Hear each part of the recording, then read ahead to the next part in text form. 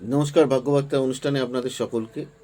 আপনি বাড়ি তৈরি করতে পারছেন না, বা আগে তো তার আগে জমিটা কিনতে পারছেন না, জানবেন যে আপনার মঙ্গল খারাপ রয়েছে। এবার আসছে বাড়ি তৈরির ক্ষেত্রে। এই বাড়ি তৈরির ক্ষেত্রে আপনাকে অবস্ট্রাকশান এনে দিতে পারে একমাত্র শনিগ্রহ। শনিগ্রহ কেন? শনিগ্রহর আন্ডারে সব মেটেরিয়ালসগুলো রয়েছে। আপনার সিমেন্ট, বালি, লোহা, প্লাস্টিক, কাঠ, কালার এবং লেবার।